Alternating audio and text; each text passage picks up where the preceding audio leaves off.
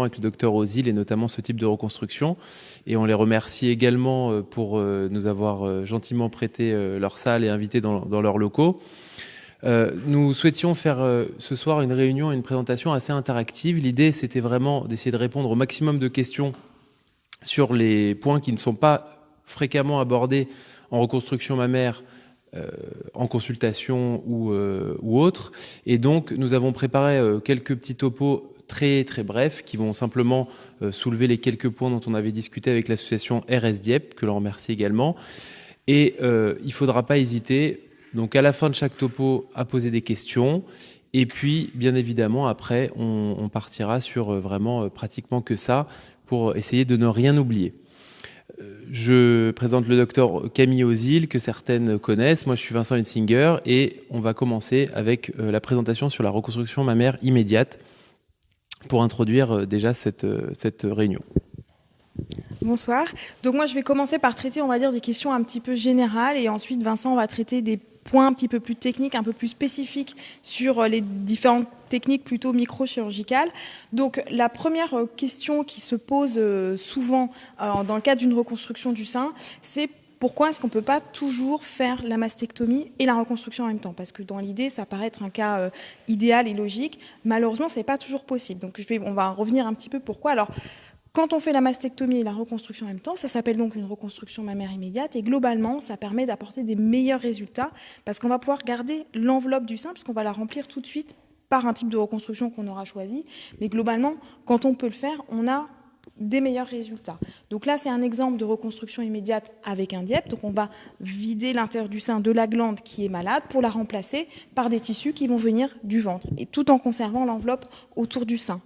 Là, vous avez un exemple de reconstruction immédiate par prothèse. Alors à droite, on n'a pas conservé l'aréole et le mamelon et on l'a reconstruite après, alors qu'à gauche, on est dans un cas de figure où on pouvait conserver l'aréole et le mamelon et donc on a juste remplacé l'intérieur du sein par un implant. Donc ça, vous avez différents exemples de reconstruction immédiate. Alors le problème, c'est qu'en gros, ces reconstructions immédiates ne sont possibles, en tout cas en France à l'heure actuelle, qu'environ dans 10% des cas. C'est-à-dire que dans 90% des cas, il faudra faire d'une part le traitement du cancer du sein et secondairement la reconstruction. Donc pour avoir les idées claires, alors bien sûr, il y a des cas de figure qui sont un petit peu spécifiques, mais dans les grandes lignes, les indications dans les cas de figure où on peut faire les deux en même temps, en gros, c'est des cancers qui sont peu agressifs, qui sont petits de taille, qui sont à distance de la peau et qui ne sont pas trop près de la peau parce que sinon il faut enlever la peau avec pour bien être sûr d'avoir tout enlevé. Et globalement, des cancers qui ne vont pas nécessiter de radiothérapie post-opératoire. Quand il n'y a pas de radiothérapie, on peut beaucoup plus facilement proposer une reconstruction immédiate. Voilà, les autres cas de figure qu'on avait un petit peu avant, c'est les mastectomies prophylactiques, c'est-à-dire pour des patientes mutées qui n'ont pas de cancer mais qui ont un haut risque d'en développer dans le cas où on va faire la reconstruction et la mastectomie avant le moindre cancer. Donc voilà, c'est moins de 10% des cas et donc ça c'était vraiment la première chose à bien fixer pour les grands cadres de la reconstruction. On commence avec quelques questions. Vous avez peut-être déjà quelques questions. Tout est clair là-dessus, c'est des choses que vous connaissiez déjà. Voilà. Bon, je continue sur ma lancée, puis si vous avez des questions qui reviennent après, j'y répondrai. Non, j'aurais plutôt mis... Voilà, les différentes étapes.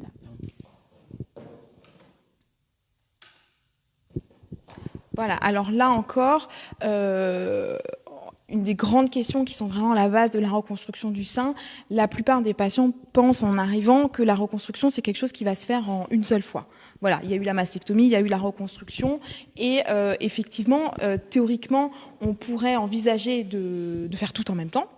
Sauf que, en fait, on s'est rendu compte que les résultats, ils étaient moins bons. Pourquoi? Parce que les tissus, la reconstruction, c'est pas une sculpture dans du bois avec des tissus qui restent bien nets, bien fixés. La peau va se détendre, la graisse va fondre par endroits. Il y a une évolution dans les mois qui suivent chaque intervention. Et si on fait tout en même temps, on prend le risque que le résultat final soit moins bon. Alors que si on décompose les étapes, on attend que les tissus se positionnent bien avant de passer à l'étape suivante. Et globalement, c'est pénible pour les patients qui voudraient en finir avec cette reconstruction, mais pour le résultat final, c'est une très bonne chose. Donc, quelles sont les différentes étapes de la reconstruction? pour avoir une forme et un volume les plus proches possibles. Et enfin, la dernière étape, de reconstruire l'aréole et le mamelon. En gros, chaque étape de la reconstruction est séparée en moyenne de 2 à 3 mois avec la précédente. Donc pour une reconstruction complète, en fonction du nombre d'étapes qui peut varier un petit peu, on est autour de 1 an en fait, de processus de reconstruction. Alors comment la première étape, donc apporter le volume, c'est là qu'il faut bien réfléchir au type de reconstruction parce que c'est là que tout va se jouer. Il y a plein de méthodes différentes pour recréer le volume du sein. En gros, il y a les reconstructions prothétiques qui vont utiliser une prothèse mammaire pour reconstruire l'essentiel du volume et les autres qui sont les reconstructions autologues, ça veut dire qu'on va utiliser les propres tissus de la patiente pour reconstruire le volume. Et là, dans les reconstructions autologues, il y a plein de variantes. Il y a la réinjection de graisse, le lipofilling, le grand dorsal autologue qu'on va gonfler progressivement avec la graisse de la patiente, et enfin, les reconstructions mammaires microchirurgicales qui sont le DIEP, le PAP, sur lequel on va revenir un petit peu plus par la suite. Donc c'est vraiment la première étape. Ensuite, la deuxième étape, ça va être de symétriser. C'est-à-dire que là, c'est une patiente qui a eu un premier temps de reconstruction par DIEP. On voit que le sein gauche, il est très gros, très volumineux, il retombe. Et donc la deuxième étape, ça va consister à le remonter, le réduire pour l'équilibrer avec le sein droit qui a démarré sa reconstruction. Et enfin, la dernière étape, et en gros ce qui est important, c'est de ne pas envisager la dernière étape avant qu'on soit satisfait du volume et de la forme. Parfois on a envie de finir vite la reconstruction, mais s'il y a encore des retouches, des choses qui ne sont pas encore parfaites, on ne pourra pas faire marche arrière. Une fois que l'aréole et le mamelon sont positionnés, on peut difficilement corriger ça. Donc c'est vraiment important d'attendre la fin de la reconstruction. Il y a plusieurs méthodes. Par chirurgie, on va prendre une petite greffe de peau au niveau du pli de laine. Par tatouage, il y a des tatoueurs spécialisés qui font un travail remarquable là-dessus. Et la combinaison des deux, qui probablement est ce qui apporte les meilleurs résultats, d'une part une greffe avec une reconstruction d'un volume du mamelon, et par-dessus un tatouage pour peaufiner, parfaire les résultats. Voilà, alors je ne sais pas si vous avez des questions sur ces... Là, c'est très, on va dire très sommaire, hein, mais sur les différentes étapes, la décomposition du processus de reconstruction. Oui. Le tatouage, c'est comme un tatouage Oui. classique.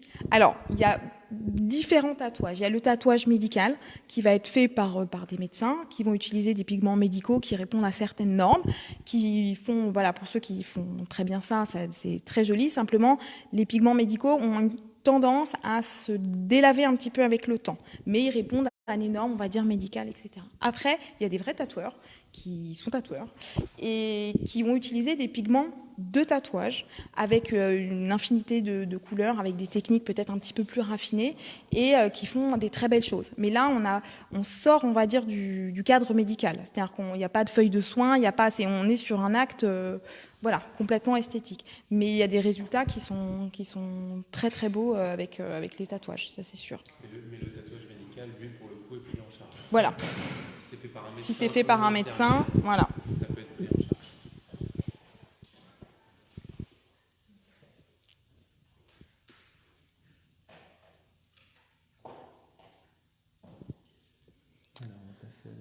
Alors un dernier petit topo qui est quand même une question essentielle. Et c'est important de ne pas se précipiter, c'est comment choisir sa reconstruction. C'est important de prendre son temps parce qu'en fait, c'est la première étape qui va déterminer un petit peu le résultat final. Donc, ce qu'il faut retenir, c'est qu'en gros, il n'y a pas une meilleure technique de reconstruction. Sinon, on ferait tous la même et ce serait beaucoup plus simple pour les patientes et pour les chirurgiens.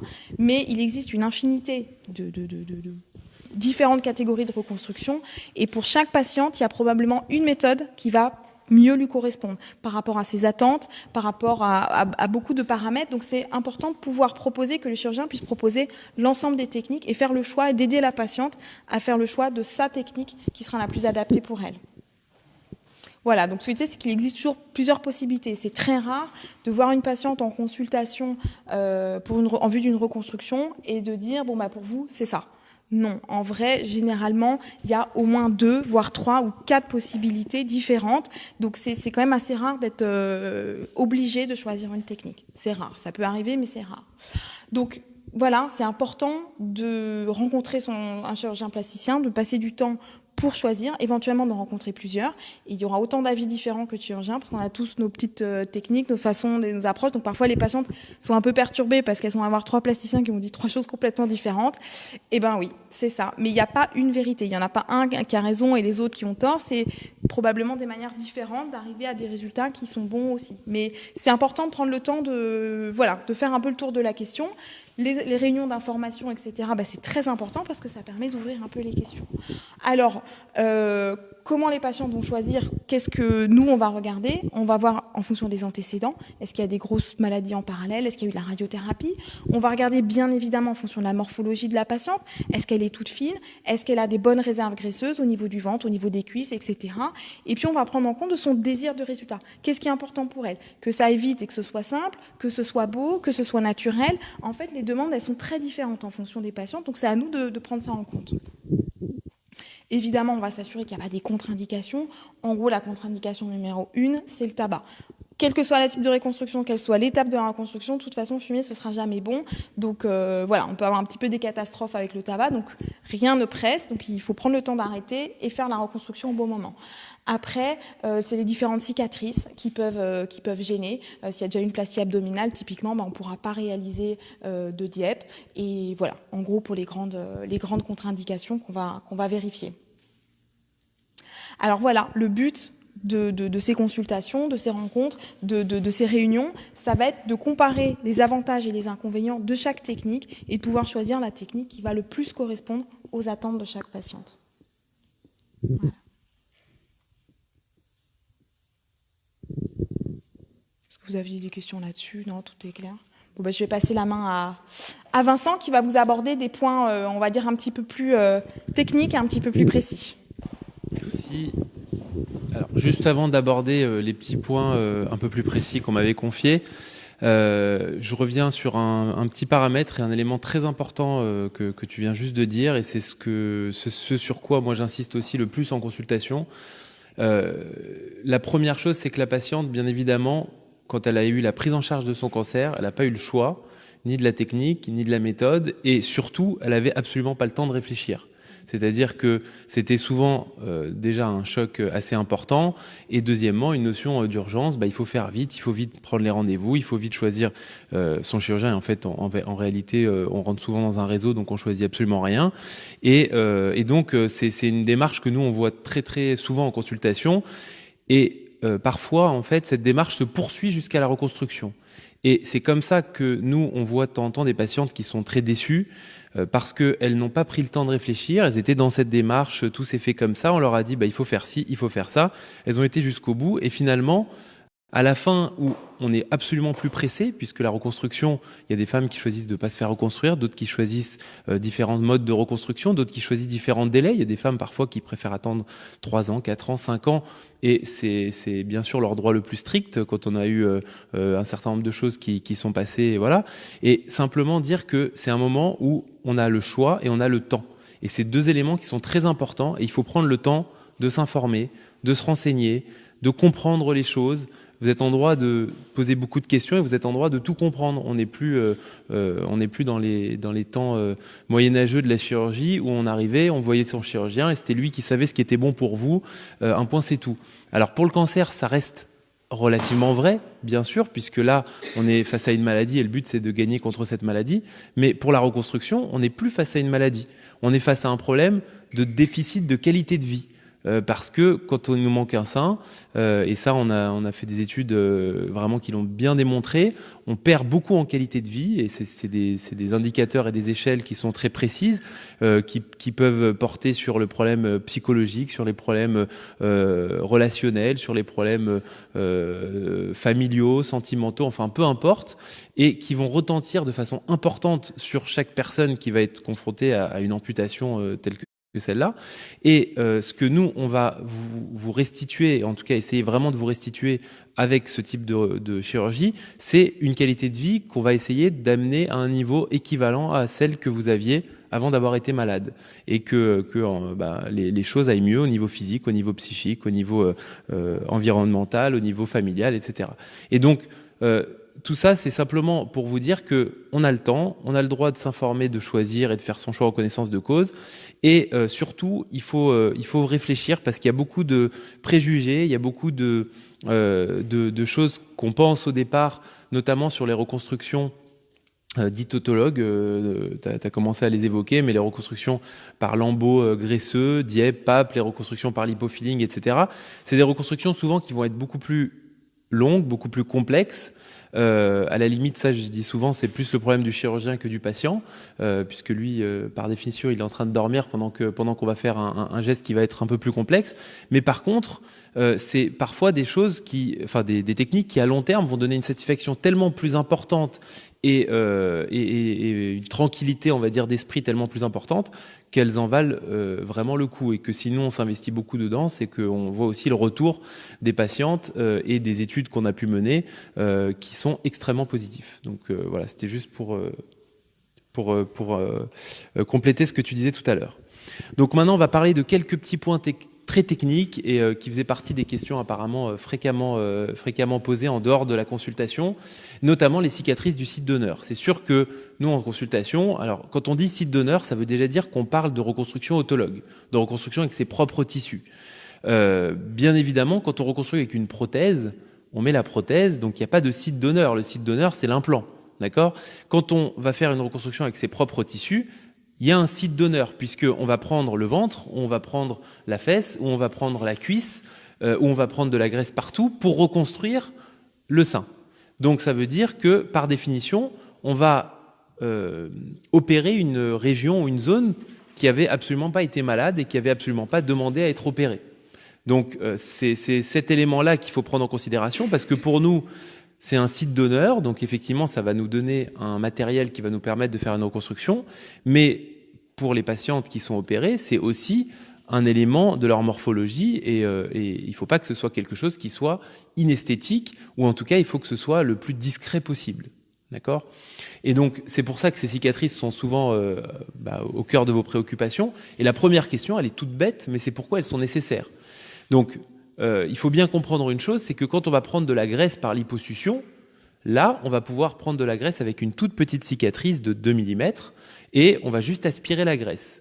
Et ça peut nous permettre de remplir un étui, donc de faire du lipofilling, mais ça ne nous permettra pas de remplacer de la peau, puisqu'on va juste apporter de la graisse, on va apporter du contenu et non pas du contenant. Dès qu'on veut apporter du contenant, c'est-à-dire l'étui, ce qu'on appelle l'étui cutané, donc ce qui va faire le sein, en dehors de ce qu'il y a à l'intérieur, eh bien, on va devoir forcément prendre de la peau. Et dès qu'on prend de la peau, on est obligé de faire ce qu'on appelle un fuseau ou un quartier d'orange. Et vous voyez là le dessin, c'est-à-dire que pour pouvoir fermer une zone, ça paraît logique, mais on est obligé de faire ce type de dessin, d'accord ? Pour que les deux zones soient auto-fermantes et pour qu'on puisse prélever cette partie de peau. Et donc forcément, quand on va coudre, on va être obligé de faire une cicatrice. Le gros intérêt de ces cicatrices et de ces lambeaux, c'est qu'on va venir remplacer la peau. Surtout chez les femmes qui ont eu de l'irradiation, donc qui ont eu la peau qui a été brûlée par les rayons.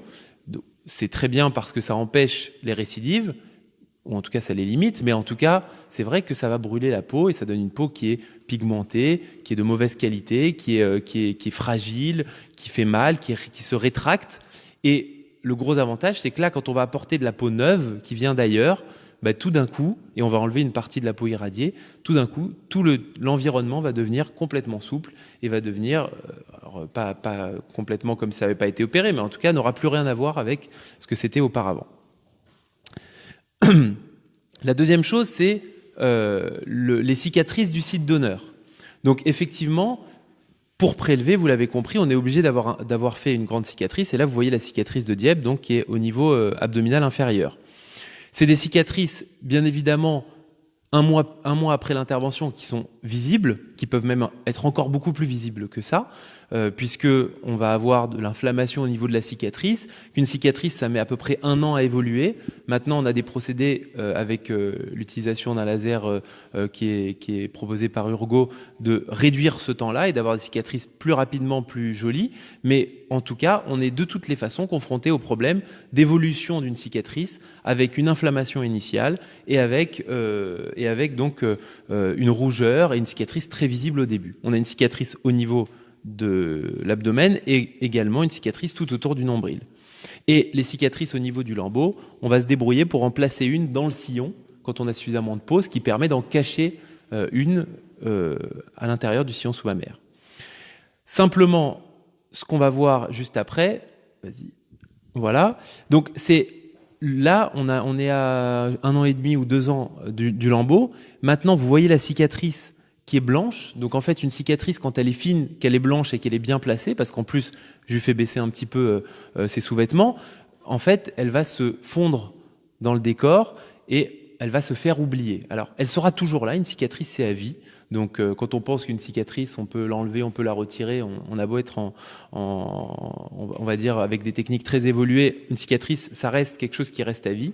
Mais par contre, si on la fait la plus fine possible, la mieux positionnée possible, la plus cachée possible, eh bien, on va pouvoir avoir une cicatrice qui se fond dans le paysage, que ce soit au niveau du nombril, du ventre, et vous voyez que celle du sein se fonde dans le paysage aussi. Bien évidemment, une fois qu'on a reconstruit l'aréole, le mamelon, qu'on a fait les finitions, le lipofilling autour, et qu'on a fait justement toutes les différentes étapes qui vous ont été présentées juste avant, eh bien, on a un résultat qui se transforme. Et tout à l'heure, vous aviez vu un résultat, ça ressemblait pas à un sein, c'était un volume, on avait mis un bout de peau sur le thorax, et là, tout d'un coup, ça devient un sein.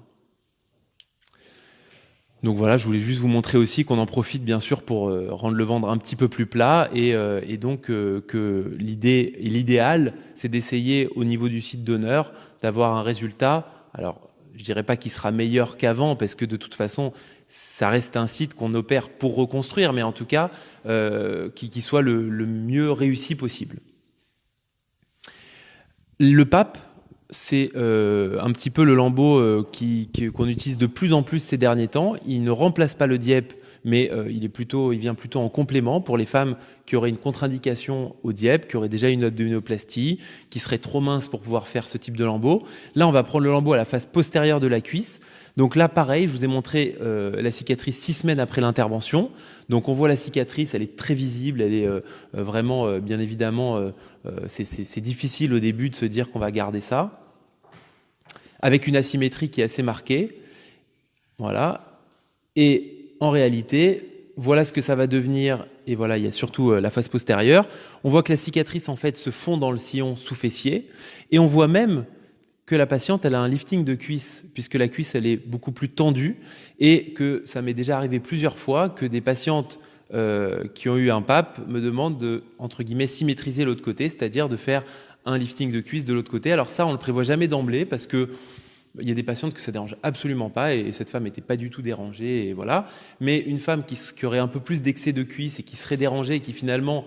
Alors, encore une fois, je ne dis pas il y a des cicatrices qui sont persistantes, donc on va conserver une cicatrice de cette chirurgie, mais en tout cas, une femme qui trouverait que finalement sa cuisse, de l'autre côté, elle la trouve moins bien et qu'elle trouve que la symétrie est trop marquée, on peut tout à fait la corriger dans un second temps. Alors, une question qui revient aussi assez souvent, c'est le nombril. Qu'est-ce qui se passe avec le nombril quand on fait un DIEP ? Est-ce qu'on en fait un nouveau ? Est-ce qu'on garde l'ancien, etc. Et c'est vrai que ça, vous avez du mal à vous le représenter, et c'est bien normal, puisqu'en fait, on va conserver le nombril et on va faire ce qu'on appelle une transposition du nombril. Exactement de la même manière que lorsqu'on fait une abdominoplastie ou un lifting du ventre, on va en fait faire une transposition de votre nombril à une nouvelle position, puisque on va retirer toute la peau que vous voyez. Donc il est bien évident que si jamais on laissait le nombril accroché et qu'on tirait tout en bas, le nombril, il serait au niveau du pubis. Et ça, c'est pas possible. Donc, comment on va faire ? On va en réalité inciser, bien sûr, autour du lambeau, mais aussi inciser tout autour du nombril. Voyez ? Et le nombril, vous allez le voir dans le schéma juste après, en fait, il est pédiculé, c'est-à-dire qu'on a le canal ombilical qui est, lui, relié à la paroi. D'accord ? On voit bien les muscles, d'ailleurs, ça vous permet de comprendre où est-ce qu'on va aller chercher ces fameux vaisseaux. Le nombril, il reste attaché à la paroi par son canal ombilical.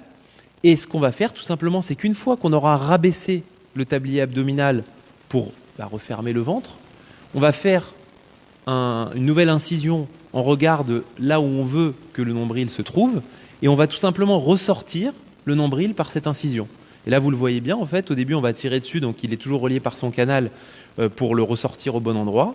Et ensuite, on va faire une petite suture tout autour pour qu'il soit à nouveau accroché comme il doit l'être. Voilà, donc simplement, ça s'appelle une transposition de l'ombilique et c'est ce qu'on fait tout le temps pour toutes les chirurgies. On va enlever de la peau du pubis jusqu'à l'ombilique, donc que ce soit un DIEP ou que ce soit une chirurgie esthétique au niveau du ventre.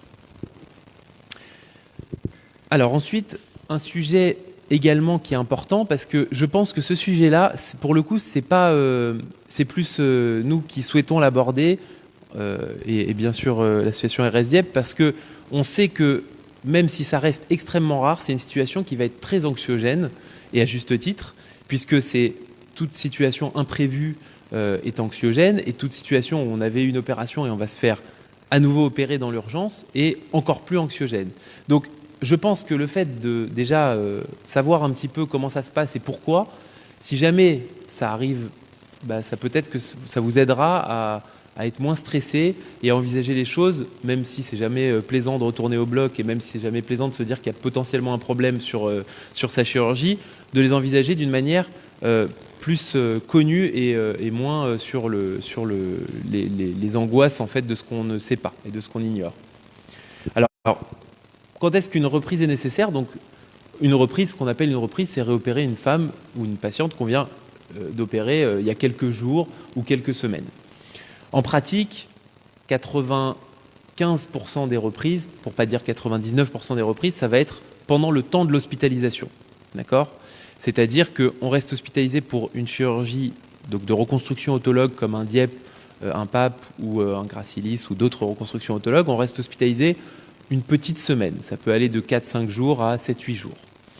Pendant cette petite semaine, on va surveiller un certain nombre de paramètres. Et si ces paramètres sont parfaits, tout va bien. Si jamais il y a un de ces paramètres qui pose problème, on va soit, si le problème est franc, indiquer une réopération tout de suite, soit si le problème ne l'est pas, se dire on va surveiller, on va regarder, et si jamais le problème s'aggrave, à ce moment-là, on va réopérer.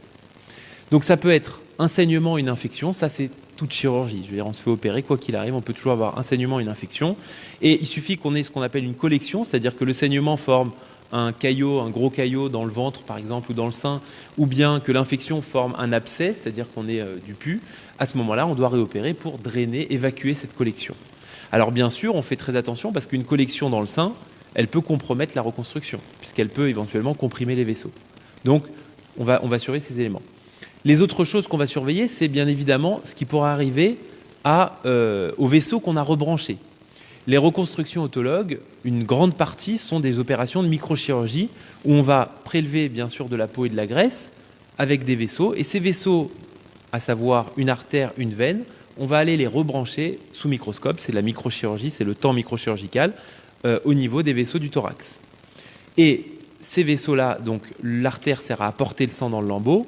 Une fois que le sang a traversé tout le lambeau, il est entre guillemets sale, il va contenir des déchets, il est drainé par la veine qui, elle, repart dans le circuit veineux de l'organisme.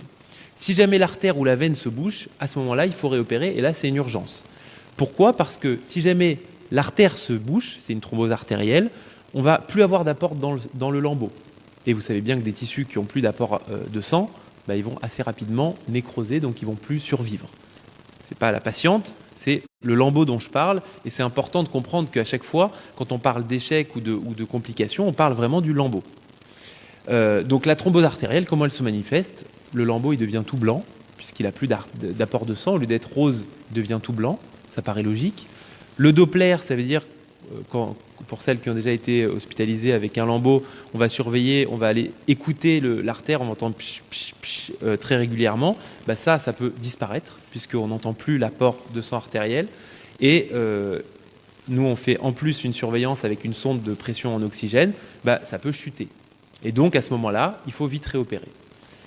La thrombose veineuse, c'est la veine qui va se boucher, et à ce moment-là, ça va se manifester très différemment, puisque le lambeau n'arrive plus à évacuer le sang qu'il a engorgé.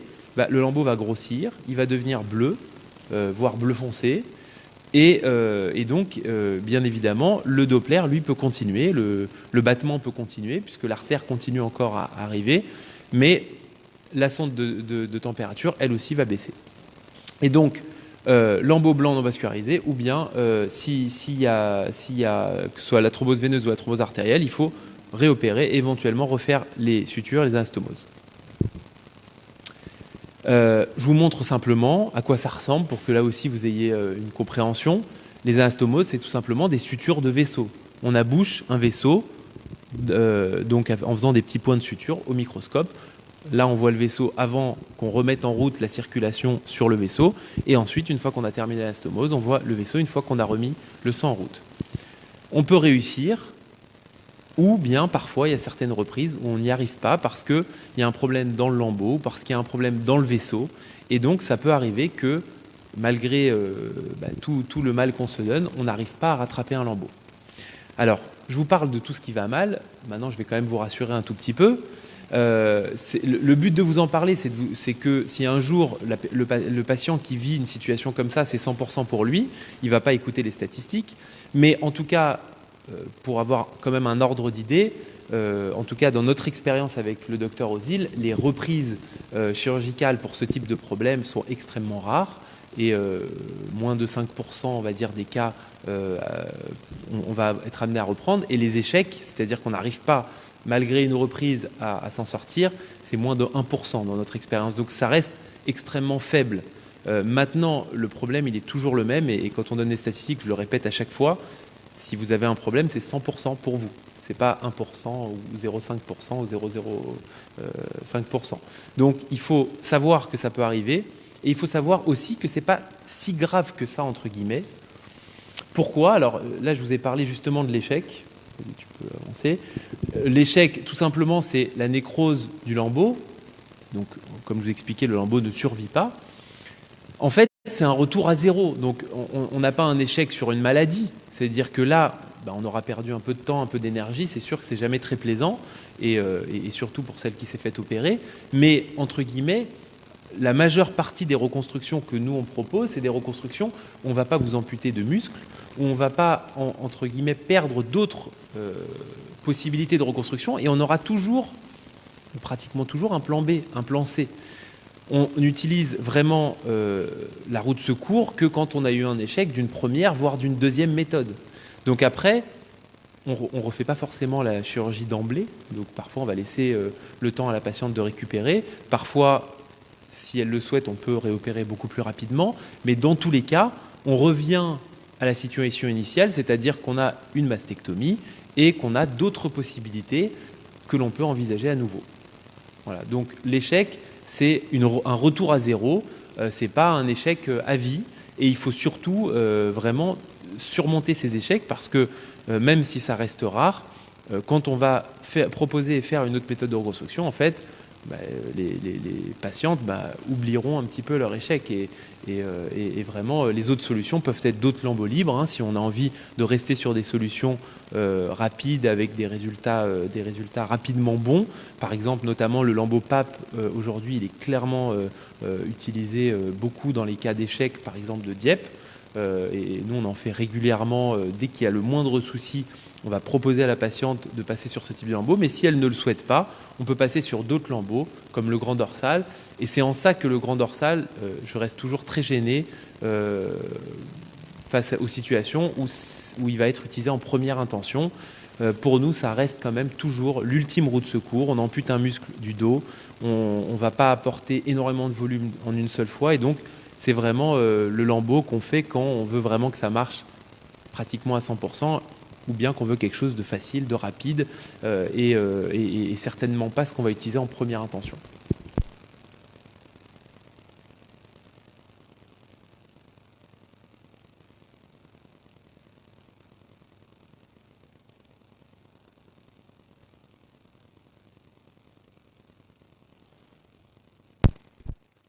Ça reste quand même très très rare. C'est dommage d'être freiné par rapport à ça, et surtout ne pas se résoudre à l'échec.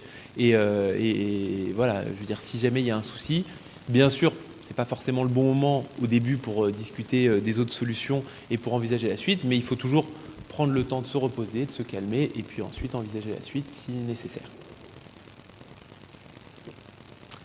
Voilà, donc merci en tout cas pour votre attention. j'espère qu'on n'a pas été trop long et qu'on a su rester simple. Surtout, l'idée maintenant, c'est que vous enchaîniez avec toutes les questions que vous souhaitez sur ce qu'on a présenté ou autre chose. C'est absolument pas le problème. Alors, oui.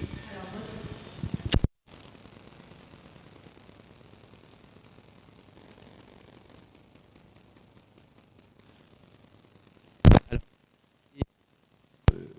99% des soucis vont arriver au cours de la première semaine. Maintenant, les raretés qui ont pu être décrites, je dirais il y en a deux. La première, c'est la thrombose tardive. Je crois que la plus tardive qui ait pu être décrite, ça doit être peut-être 3 semaines, quelque chose comme ça. Donc, c'est vraiment pas de chance, on va dire. Tout s'est très bien passé. Tout d'un coup, on ne sait pas pourquoi, il y a un souci. Ça, vraiment, là, on n'est pas sur 1%. On est sur vraiment beaucoup, beaucoup moins. Je ne sais même pas s'il y a plusieurs cas qui ont pu être décrits comme ça. Donc, vraiment, il faut s'imaginer que, en général, quand on sort de l'hôpital, on est tranquille. Ou de la clinique, on est tranquille. Donc, ça, c'est la première chose. Je dirais c'est la thrombose tardive, mais c'est rarissime.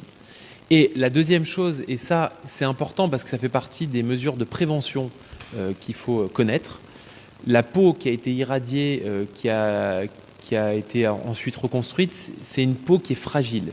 Que ce soit le lambeau ou que ce soit même les femmes qui auraient une reconstruction avec une prothèse et c'est leur peau, leur propre peau. Il y a eu des cas qui ont été décrits, et ça peut être plusieurs années après, de brûlures, tout simplement. Par exemple, je prends un exemple assez simple.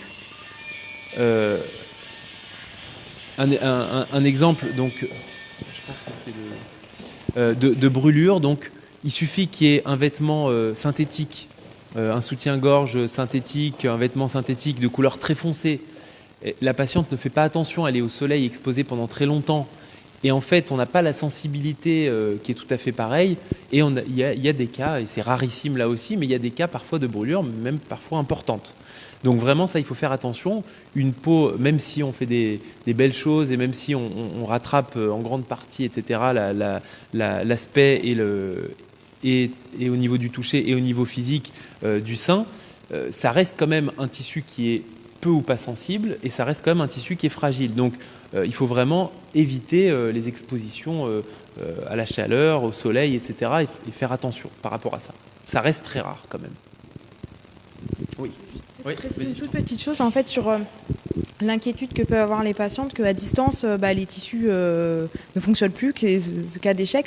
En fait, ce qu'il faut savoir, c'est qu'au tout début, les premières semaines, effectivement, tous les tissus, tout le lambeau va vivre par une petite artère, une petite veine.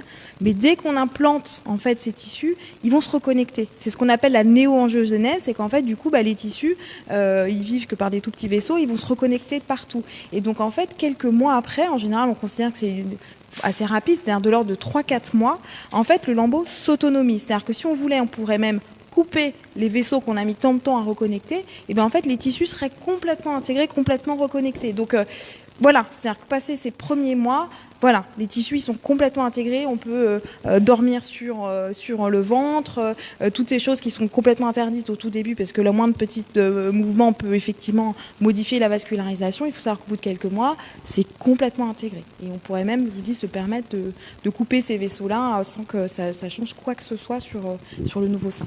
Voilà, c'était juste un petit complément de réponse. Oui.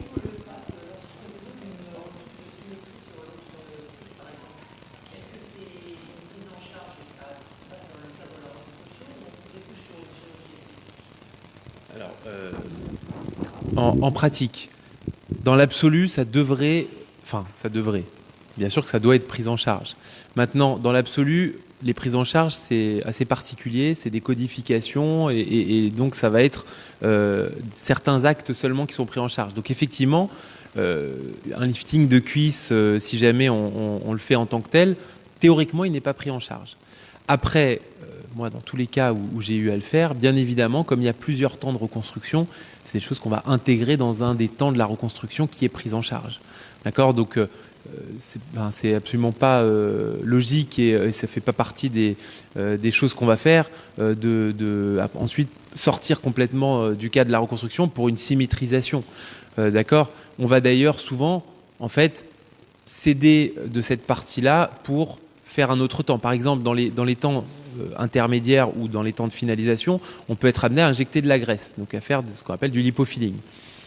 On en profite toujours à ce moment-là pour prendre la graisse là où elle est en excès, et notamment, par exemple, et ça on va le faire systématiquement suite à un PAP, on va avoir pris un peu de graisse et un peu de peau aussi, et donc on va avoir une cuisse qui est un petit peu plus fine que l'autre. Évidemment, la graisse, on va la prendre à l'endroit, donc sur l'autre cuisse, pour symétriser.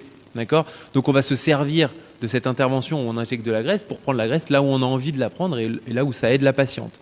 Après, si jamais il faut enlever un peu de peau en plus, même si théoriquement, par les critères de la sécurité sociale, c'est pas pris en charge, on va l'intégrer à une des étapes de la reconstruction parce qu'il n'est pas question de dire ça c'est de la chirurgie esthétique, c'est plus du tout pris en charge. Enfin, pour nous, en tout cas dans notre activité à nous, après, chaque praticien fait comme il le souhaite.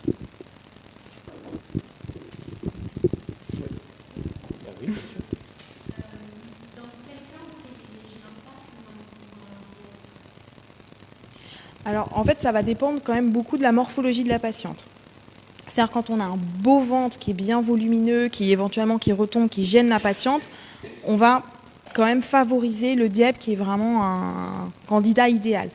Et chez des patientes qui vont avoir un ventre qui est plutôt fin ou qui a déjà été opéré avec des cicatrices qui empêchent le DIEP, avec des cuisses, on va dire, plus généreuses, on va s'orienter plutôt vers le PAP. Après, il y a des patientes où on pourrait prélever l'un ou l'autre, où les deux sont possibles, ça arrive. Et du coup, ça va dépendre de la patiente et des cicatrices qu'elle est prête à accepter, en considérant peut-être que le PAP va laisser une cicatrice un peu plus discrète, ou que pour elle, en tout cas, c'est quelque chose de plus discret. Donc ça, voilà, il y a des cas de figure où les deux sont possibles, et donc là, c'est vraiment la patiente qui va choisir l'un ou l'autre. Je voudrais juste rajouter une chose. Le PAP, c'est un excellent mode de reconstruction et ça nous aide beaucoup aujourd'hui par rapport aux patientes justement chez qui le DIEP n'est pas possible ou n'est pas souhaité. Mais dans notre expérience, ça reste quand même un lambeau de seconde ligne. Pourquoi ? Parce que le DIEP présente des avantages qui sont nombreux, mais pour en citer quelques-uns, la quantité de peau qu'on va prélever est beaucoup plus importante.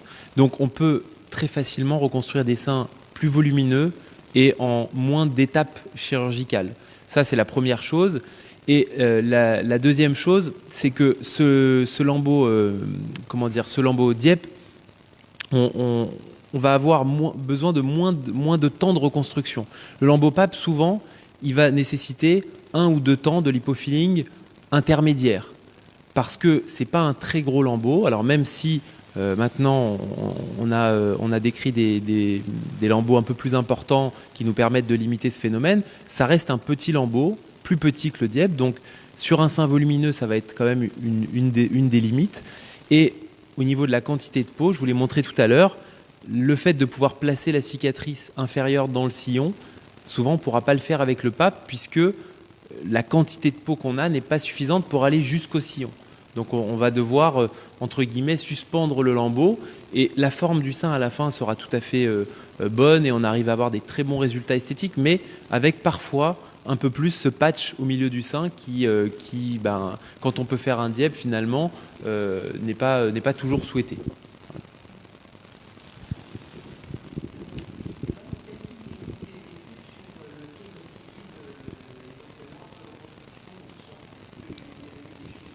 Alors oui, il y a eu bien sûr des choses de fait, puisque la reconstruction, ça fait longtemps qu'on l'a fait. Et surtout, la plus grosse question qu'on se posait, c'était par rapport au lipofilling. Le lipofilling, c'est une injection de graisse. Dans la graisse qu'on prélève et qu'on injecte, surtout comme on la centrifuge, on va avoir un certain nombre de facteurs de croissance. Et on s'est longtemps posé la question, est-ce que ça ne va pas favoriser la récidive ? Est-ce que ça ne va pas favoriser l'apparition d'un nouveau cancer ?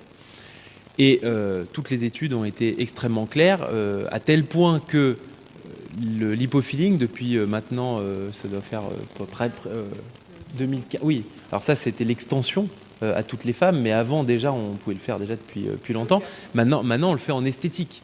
Et bien évidemment, on commence toujours, l'esthétique est toujours la dernière étape d'une technique, puisqu'on veut toujours, comme les patients ne sont pas malades, avant d'avoir l'autorisation de faire une technique sur une femme qui n'a pas de maladie, quand ce n'est pas dans un cadre médical de reconstruction, on attend toujours d'avoir le plus grand recul. Et En 2015, il y a eu un élargissement du lipofilling à toutes les femmes, alors qu'avant c'était limité avant 35 ans en esthétique. Et ça fait maintenant un peu moins de 10 ans que le lipofilling se fait en esthétique, et en reconstruction, ça doit faire au moins 20 ou 30 ans qu'on le fait. Et il y a eu beaucoup d'études qui ont démontré que c'était vraiment une technique inoffensive. La seule chose, c'est qu'il ne faudrait pas qu'il y ait un cancer en place quand on fait cette technique-là. C'est pour cette raison que une femme qui a eu une mastectomie, on peut lui faire du lipofilling sans aucun problème. En revanche, une femme qui a eu une tumorectomie, c'est-à-dire on n'a enlevé qu'une partie du sein, il faut toujours attendre un délai de 3 ans avant de lui proposer cette technique, parce qu'on ne voudrait pas être concomitant avec une récidive ou avec un problème de ce type. Alors les récidives sont toujours possibles, c'est-à-dire même si on a enlevé tout le sein, il peut toujours y avoir une récidive, et quand elle apparaît, ça va être en arrière du lambeau, c'est-à-dire sur la cage thoracique, ou bien sur la cicatrice, mais elle n'est pas favorisée par la reconstruction, heureusement, sinon je peux vous dire qu'on n'en ferait pas, ou qu'on choisirait d'autres modes de reconstruction.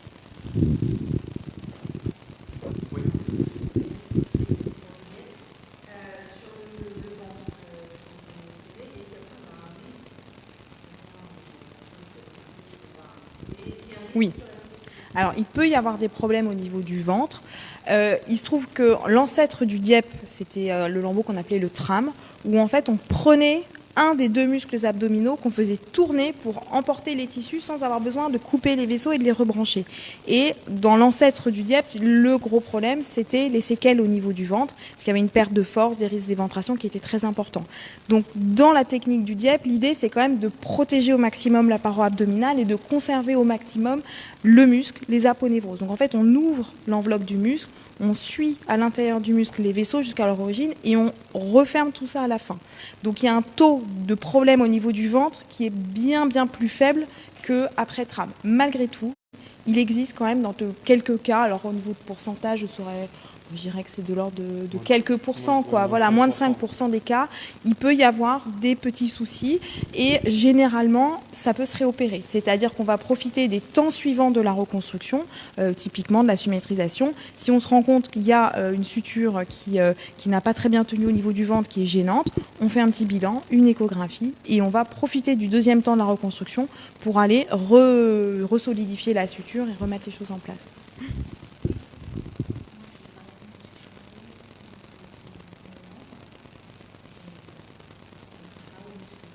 Alors en fait, c'est pas qu'on touche pas au muscle. C'est pour ça que j'ai remis ce schéma-là, c'est important de le comprendre.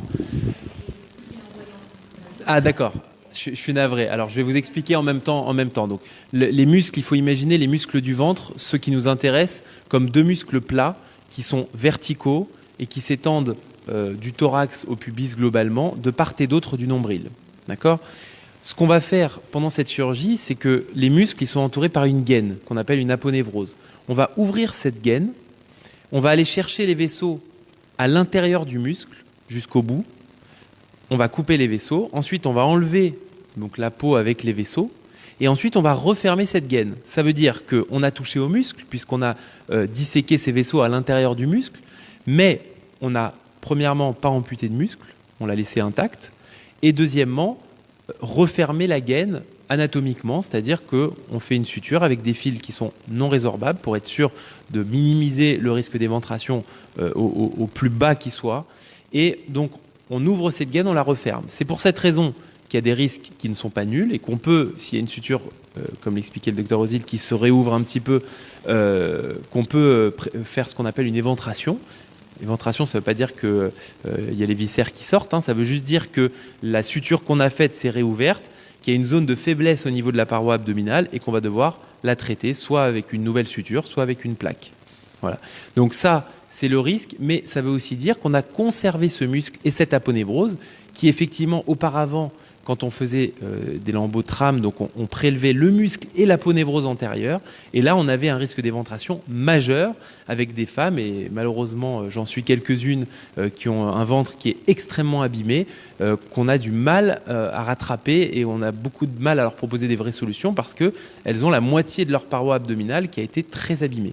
Donc ça n'est pas du tout le cas avec le lambeau dieppe, et c'était d'ailleurs une des premières études qui avait été rapportée par le professeur Lantieri qui montrait que le dieppe était intéressant parce que la première chose, c'était il réduit beaucoup le nombre d'éventrations, puisque on prélève pas ce muscle et cette aponévrose. Donc c'était la grande innovation de ce lambeau.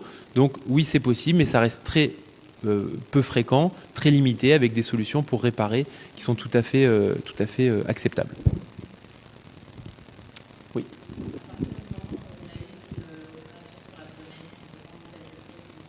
Quel type d'opération? Ça dépend. Il faut faire des images. On fait toujours un angioscanner avant ce type de chirurgie. Nous, on attend de voir avant de dire que c'est pas possible. Et d'ailleurs, il y a beaucoup de personnes qui vont avoir un premier avis défavorable sur un DIEP, et ça, c'est important aussi à préciser.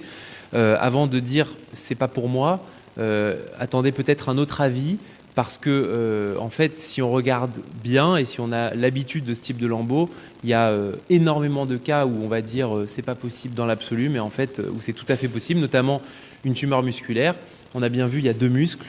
Si elle a touché un muscle et pas l'autre, il n'y a aucune raison, on n'a aucun problème. On va pouvoir aller prélever les vaisseaux sur l'autre muscle et qui vont vasculariser tout aussi bien la peau.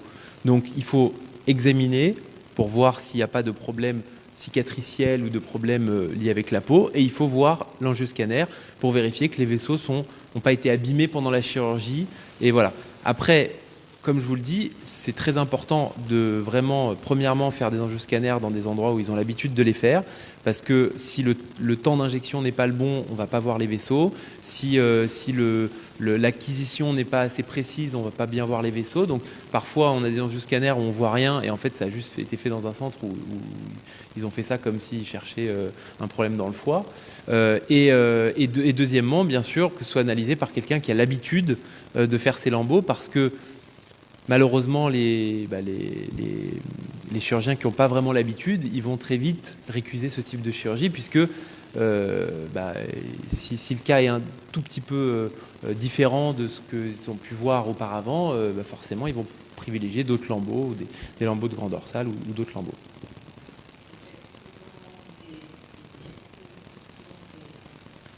On fait plus souvent des DIEP, et on fait également pas mal de PAP. Tout en sachant que le PAP, c'est un lambeau récent qui a été décrit en 2012 aux États-Unis, et que nous, on a été les premiers à faire en 2014 ou quelque chose comme ça. Voilà, donc c'était à l'hôpital Pompidou. Et puis ensuite, on a décrit des variantes de ce lambeau qu'on a publié, etc. Et donc, c'est un lambeau aujourd'hui qui est très bien connu, qu'on pratique, on va dire, tout aussi facilement que le DIEP. Simplement, comme je vous l'ai dit, les indications sont un peu moins étendues, donc forcément, on fait plus de DIEP que de PAP, mais quand on fait ce type de chirurgie régulièrement, finalement, ça ne change pas grand-chose. Oui, bien sûr. Double DIEP, c'est vraiment une chirurgie qui est très intéressante pour les femmes qui auraient soit 2 cancers, et ça, c'est pas de chance, soit un cancer et une prédisposition qui nous contraint, même si c'est jamais une obligation absolue, à retirer l'autre sein. Et à ce moment-là, c'est une très bonne solution, parce qu'avec le ventre, on va le diviser en 2 au milieu. On va prendre les vaisseaux d'un muscle d'un côté, les vaisseaux d'un autre muscle de l'autre côté, et en fait, chaque hémi-abdomen va servir à reconstruire un sein.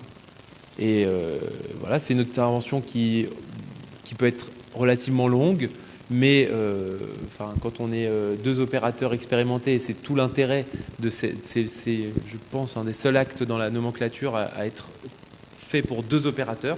D'habitude, il y a un chirurgien, là, il y en a 2. Et les 2, en tout cas nous, dans notre expérience, on opère exactement de la même façon, le haut, le bas, et on a l'habitude d'opérer ensemble, et c'est comme ça que ça se fait pour aller vite. Et c'est comme ça que les DIEP qui mettaient 8-10 heures avant, aujourd'hui on met 4 heures, et que les doubles DIEP qui mettaient 15 heures avant, aujourd'hui on met 6-7 heures. Et c'est tout simplement par de la coordination, par un travail d'équipe, et c'est comme ça que les patients récupèrent vite, qu'ils ont moins mal, qu'il y a moins de complications, qu'il y a moins d'hémorragie, qu'il y a moins de thrombose, et que tout se passe beaucoup mieux.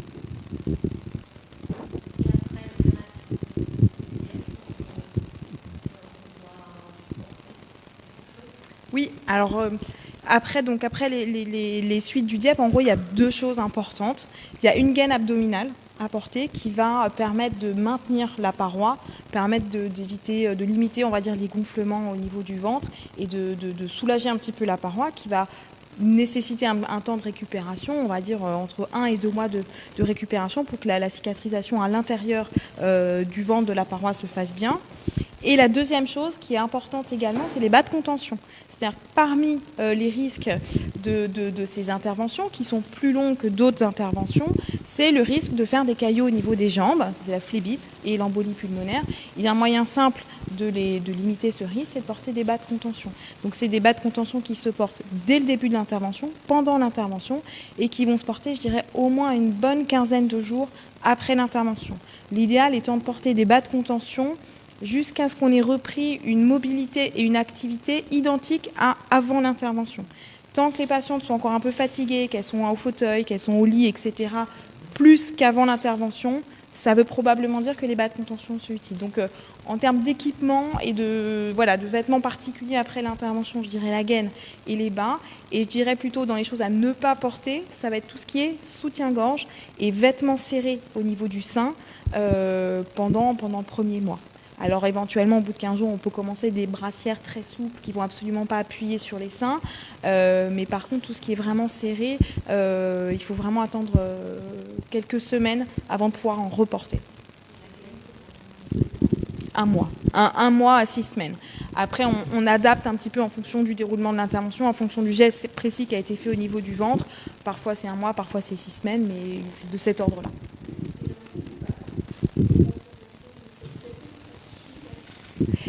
Ça gêne pas du tout. C'est-à-dire que en fait, la cicatrice va se placer vraiment sous le sillon. Donc effectivement, et vêtements serrés au niveau du sein pendant le premier mois. Alors éventuellement, au 15 jours, on peut commencer des brassières. Je me gêne. Mais par contre, tout ce qui est... Voilà, donc je suis interrompue par moi-même. Il y a des réactions, il y a des commentaires. Très bien.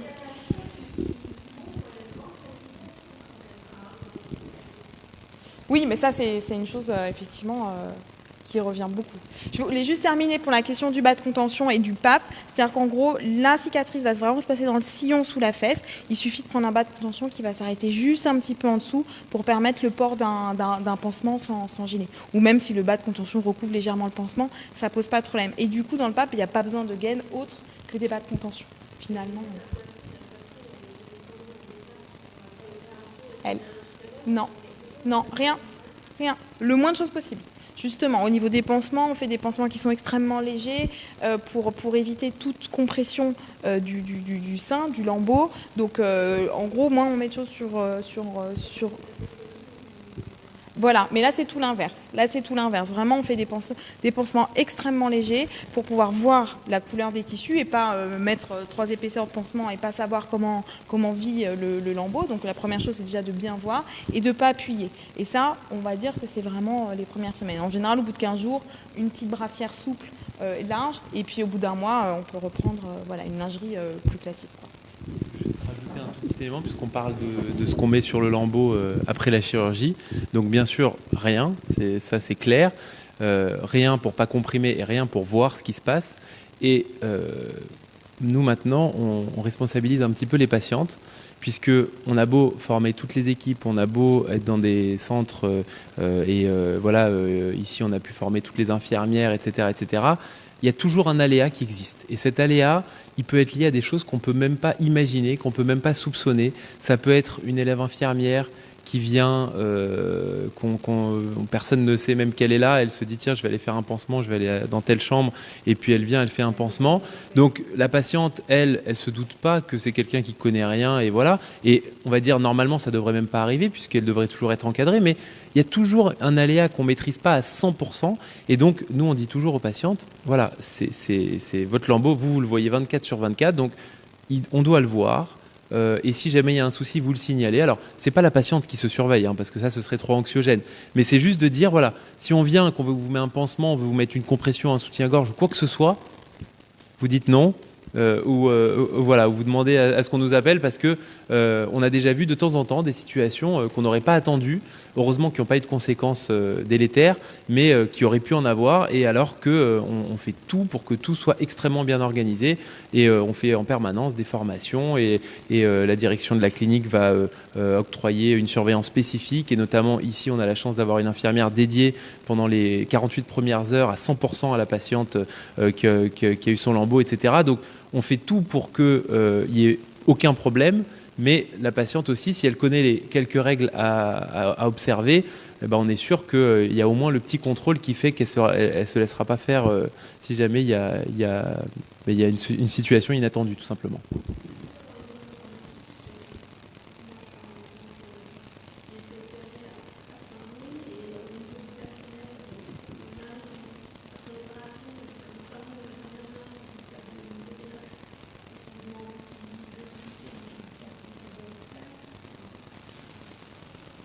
C'est pour ça qu'il ne faut pas hésiter, je pense, à demander et à être chiant, entre guillemets. C'est pas grave, hein, voilà, c'est pas grave d'être chiant, au moins on sait ce qui se passe et on a tout intérêt à savoir ce qu'on nous fait, et sans forcément remettre en cause, sans forcément critiquer ou quoi que ce soit, mais juste savoir, et c'est votre droit le plus strict.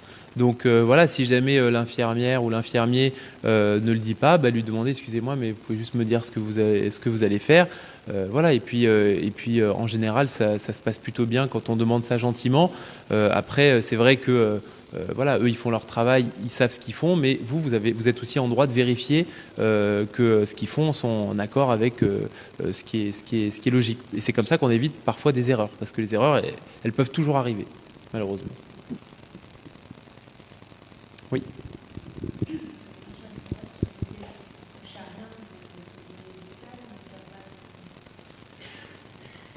De risque vital.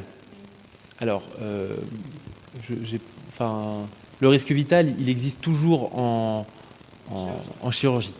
Vous vous faites endormir pour des amygdales, pour n'importe quelle intervention, la plus bénigne soit-elle, il y a toujours un risque vital. Ne serait-ce que parce que l'anesthésiste va injecter des produits et qu'on peut faire une allergie, ne serait-ce que parce qu'on va être intubé et qu'il peut y avoir un problème, voilà. Enfin, je veux dire, le risque vital, il existe. Maintenant, il est là aussi, et vraiment tellement infime, hein. Aujourd'hui, l'anesthésie, c'est très bien maîtrisé, c'est très bien contrôlé, et voilà. Et les risques anesthésiques et chirurgicaux, on va dire le risque vital, il est pratiquement nul. Mais après, nul, ça n'existe pas. Pour ne pas avoir de risque, malheureusement, il ne faut pas faire de chirurgie. Donc dès qu'on fait une chirurgie, on a un risque. Après, l'important, c'est de mesurer ce risque, de le minimiser, et de prendre un risque logique. On ne va pas faire un lambeau Dieppe pour une augmentation mammaire. Voilà, parce qu'on a d'autres solutions beaucoup moins complexes à proposer. Donc, à partir du moment où on mesure le risque, on sait pourquoi on fait, on sait comment on fait, et ça se passe bien. Mais effectivement, il existe toujours un aléa qui est extrêmement, extrêmement faible.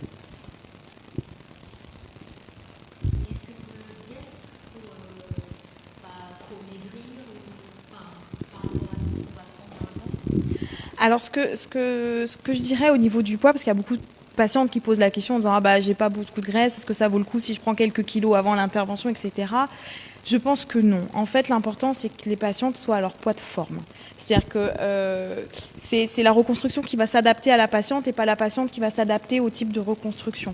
Donc, en gros, si les patientes disent, bon, bah là, j'ai pris du poids pendant la maladie, etc., et de toute façon, je veux perdre ces 10 kilos parce que je veux plus, bah, ce qu'on va dire, c'est bah, perdez le poids que vous souhaitez perdre, et puis après, on va se revoir, on va voir un petit peu où vous en êtes, et on adaptera la reconstruction. Mais prendre du poids avant, en vue de la reconstruction, de toute façon, bah, spontanément, les patients derrière vont reprendre leur poids de forme et vont remincir, et du coup, on va perdre un petit peu au niveau de la reconstruction. Donc, j'aurais tendance à dire que le meilleur poids avant de faire une reconstruction, c'est le poids de forme, c'est le poids souhaité, c'est le poids où les patients sont bien. Et la stabilité, voilà, pour que ça bouge le moins possible. S'il y a des grandes variations de poids derrière, on va perdre un petit peu sur la qualité du résultat, la peau va se distendre, on va avoir un volume qui ne sera pas exactement ce qu'on souhaite. Donc l'idée, c'est un poids stable et un poids, voilà, le poids de forme, tout simplement. Peut-être, Christine, des questions parmi les questions que vous aviez collectées, qui n'ont pas été traitées ou qu'est-ce que...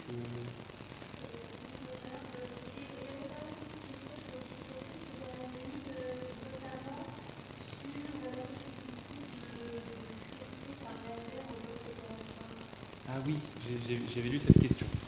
Alors effectivement, on a commencé à en discuter tout à l'heure et j'ai vu cette question. Alors aujourd'hui, les cicatrices, je vous l'ai expliqué, ça reste des cicatrices qui vont évoluer pendant un certain temps avant de devenir plus discrètes, avant de blanchir et avant de s'affiner. Donc ça, c'est le temps en fait de l'inflammation post-opératoire de la peau, puisque on a fait une incision, on a suturé les berges et donc il y a une réaction qui se forme à l'intérieur, qui est cette réaction tout simplement de cicatrisation pour que les tissus se réaccolent, qui va être au début relativement importante. C'est pour ça que la cicatrice souvent au début elle est rouge et elle est épaisse, et ensuite qui petit à petit va s'atténuer pour au bout de 1 an dans les meilleurs cas et 2-3 ans dans les cas les plus défavorables devenir plus fine et devenir plus discrète. Il existe une technologie relativement récente qui a maintenant à peu près 3 ans qui est donc j'ai commencé à en parler tout à l'heure, qui est le laser UrgoTouch. Donc c'est le laboratoire Urgo qui l'a c'est pas lui qui l'avait inventé, mais c'est lui en tout cas qui l'a développé et qui aujourd'hui le propose, qui est un procédé qu'on fait en fin d'intervention. Donc sur les cicatrices en fin d'intervention, on va appliquer le laser sur chaque centimètre de cicatrice, et ce laser il va en fait chauffer la peau à une certaine température pour libérer à l'intérieur de la cicatrice des composés naturels qui font partie de notre corps, qui vont diminuer cette réaction cicatricielle et inflammatoire, ce qu'on appelle les protéines HSP du choc thermique. Donc le choc thermique délivré par le laser va faire cette libération. Et cette libération, et ça a été vraiment très très bien prouvé par la première étude qu'ils ont fait il y a 3 ans à Marseille au centre hospitalo-universitaire, c'est que en fait cette inflammation elle va durer moins longtemps, elle va être moins importante, et à la fin les cicatrices ils ont mesuré qu'elles faisaient 1/3 de volume en moins au bout d'1 an.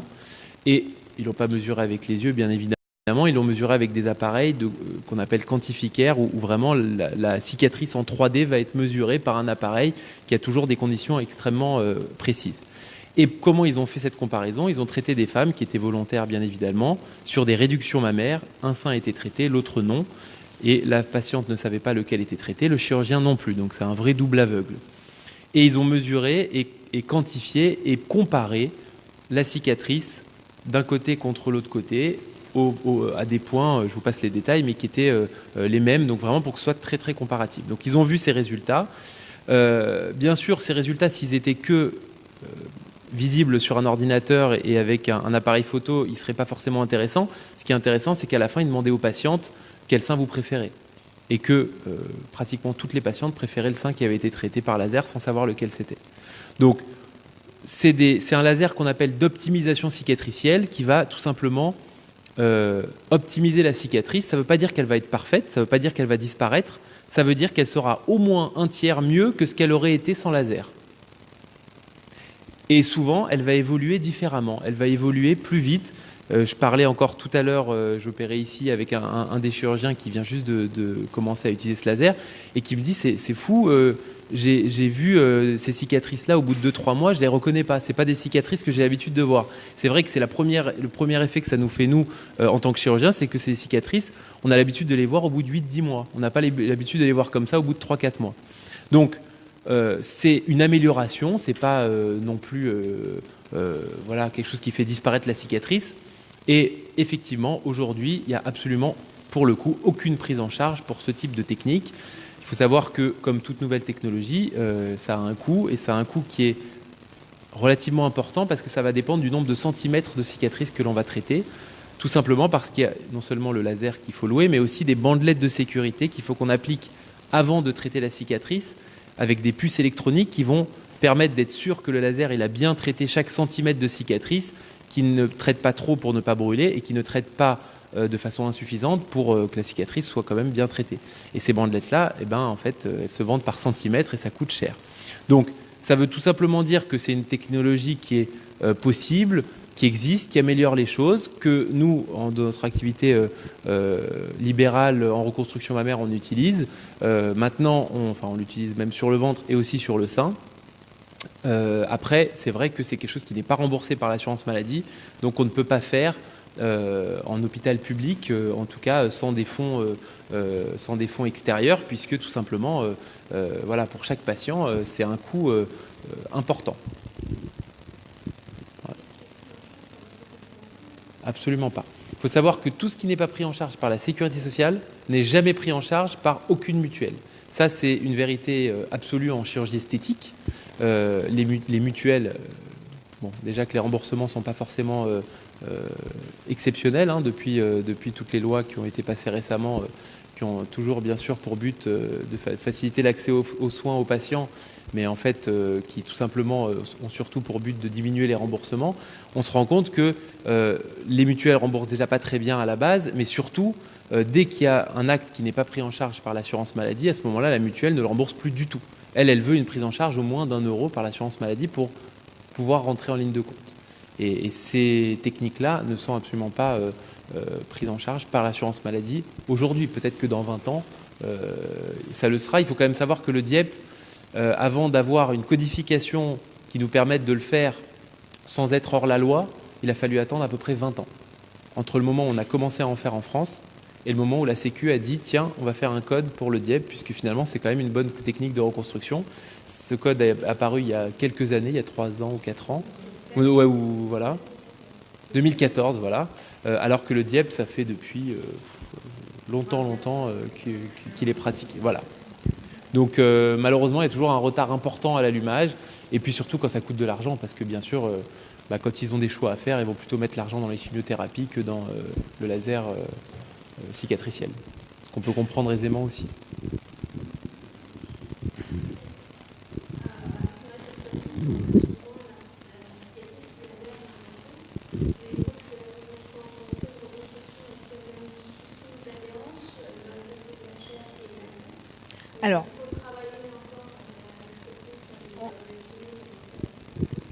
Alors, effectivement, il peut y avoir des adhérences après reconstruction, puisqu'à partir du moment où il y a une cicatrisation, il peut y avoir des accroches un petit peu en profondeur.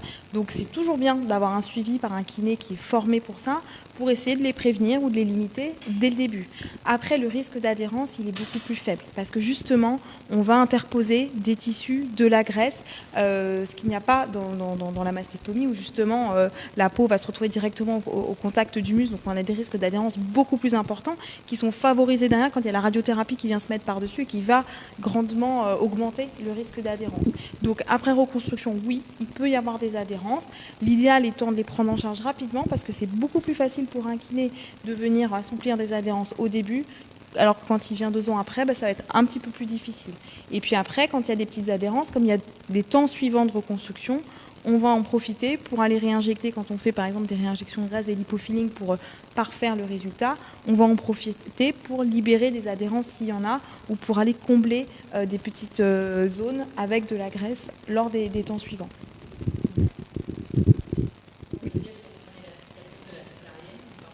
Au maximum, si la laxité de la peau le permet. C'est-à-dire qu'en gros, on essaye toujours de mettre la cicatrice le plus bas possible, parce que c'est là qu'elle est le plus discrète. Et en fonction de la laxité, de l'excès de peau qu'il peut y avoir au niveau du ventre, parfois on va réussir à se placer au même endroit que la césarienne, donc là c'est l'idéal. Parfois, la laxité ne le permet pas et on peut être légèrement au-dessus.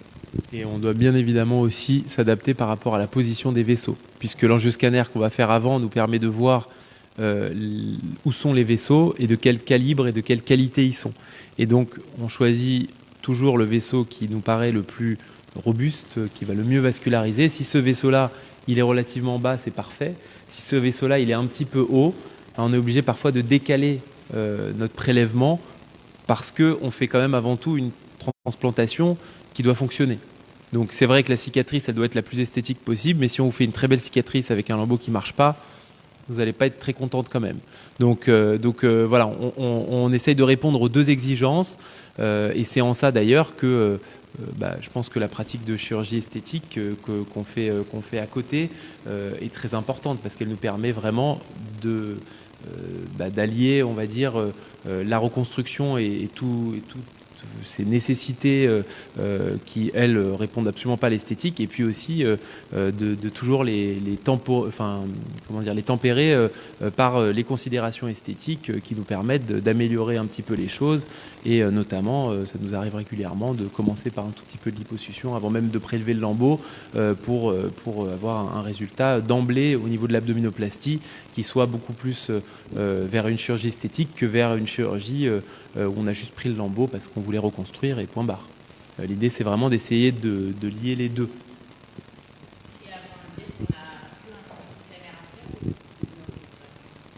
Non, il y a plusieurs examens. Il y a un bilan de sang, une prise de sang pour vérifier qu'il n'y a pas de problème de coagulation ou autre. On a une consultation d'anesthésie pour vérifier qu'il n'y a pas de risque particulier au niveau de l'anesthésie. On a un bilan éventuellement scénologique, et nous on essaie toujours de savoir où vous en êtes au niveau de votre bilan avec votre oncologue, etc. Pour avoir un bilan récent, pour justement vérifier que tout va bien et qu'on ne fait pas ce lambeau-là à quelqu'un qui a un souci qui serait à explorer ou qui serait qui demanderait d'autres examens. Et puis l'angioscanner qui, lui, en réalité, quand on a l'habitude, il ne nous sert pas à savoir si on peut faire le lambeau ou pas. Le lambeau, à part exception, on peut toujours le faire. Il nous sert surtout à aller beaucoup plus vite quand on va le faire, c'est-à-dire à savoir où se trouve le plus beau vaisseau. Si on n'a pas l'angioscanner, on va le chercher pendant 45 minutes avant de commencer. Si on a l'angioscanner, on va foncer dessus et on va directement prendre ce qu'il faut là où il faut.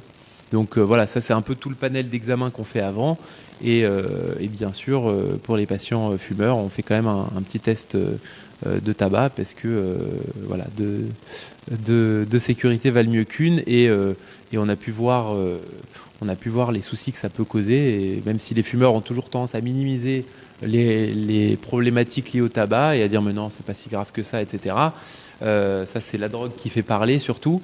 En réalité, la réalité des choses, c'est que le tabac, même quand on fume une cigarette pendant plusieurs jours, met les micro-vaisseaux dans un état d'hypercontractilité qui fait qu'ils peuvent se spasmer à n'importe quel moment, que nous on le voit en live quand on opère les gens. Et on avait eu cette super bonne surprise. On a eu un cas où la femme était de bonne foi, elle avait arrêté de fumer, sauf qu'elle nous avait pas dit qu'elle avait remplacé ça par des patchs de nicotine, ou je sais plus ce que c'était exactement, voilà. Et la nicotine a exactement le même effet. Et nous, on a vu pendant la chirurgie les vaisseaux qui avaient tendance à être très spastiques et à se spasmer. Fort heureusement, ça s'est bien terminé. On a réussi à lever le spasme avec certains médicaments, etc. Et ça s'est bien terminé, mais on a eu très très chaud. Et vraiment, voilà, le tabac, c'est très nocif pour la chirurgie. Pour la microchirurgie, ça l'est encore beaucoup plus. Et dans le tabac, le pire, c'est la nicotine. Donc vraiment, les cigarettes électroniques, les patchs, les chewing-gums, tout ce qu'on peut imaginer où il y a de la nicotine, il ne faut pas en prendre avant, 3 à 6 mois avant, pour une microchirurgie, et au moins 3 mois après. Donc c'est vraiment super important. Il se fait, on va dire, jusqu'à temps que la reconstruction soit terminée, et 6 mois, 1 an après le dernier temps de reconstruction. Donc ça dépend. Les patientes chez qui ça va vite, on va faire 2 temps de reconstruction à T0 et plus 3 mois. Et en fait, au bout d'1 an ou un tout petit peu plus d'1 an, on aura tout fini. Et voilà, si jamais la reconstruction se poursuit, on va les suivre plus longtemps. Donc ça dépend, on s'adapte vraiment par rapport aux patientes.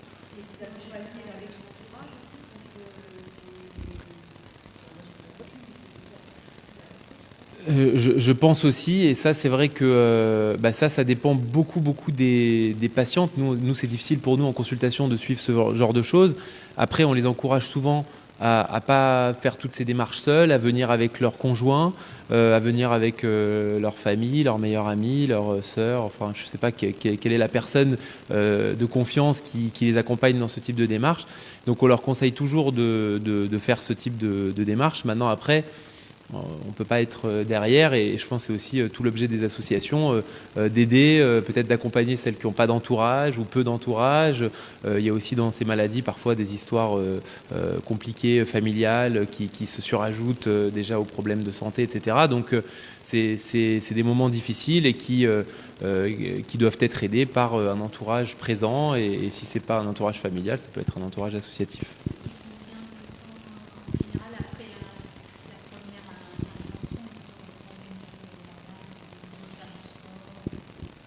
Alors Alors après, ça dépend du type de reconstruction, mais on va dire en gros après un DIEP ou un PAP, j'aurais tendance à dire qu'une vie normale c'est à peu près 1 mois, et vraiment le sport, vraiment c'est plutôt 2 mois. Ouais, enfin, la reprise du sport, quoi. Voilà. Enfin, la reprise du sport 2 mois, et après le sport autonome, peut-être 3-4 mois, 3-4 mois, voire plus pour celles qui auront eu un peu plus de mal à récupérer. Mais en tout cas, effectivement, la vie normale, on la reprend très vite, hein. Et dès la sortie de l'hôpital, les patientes sont autonomes, elles marchent, elles peuvent voilà, faire toutes les activités de la vie courante, maintenant avec parfois un petit peu plus de difficultés. Avec parfois un petit peu plus de difficultés, bien sûr, parce qu'on aura des petites douleurs, des petites gênes. La suture au début aponévrotique, elle va parfois tirer, parfois faire un petit peu mal. Mais en tout cas, il n'y a pas de restriction de la vie courante au départ. Et effectivement, le sport, oui, voilà, une reprise à 2 mois. Et puis après, ça dépend beaucoup des gens, hein. Il y a des gens qui vont récupérer très très vite, et d'autres, il va falloir 6 mois, hein. Ouais.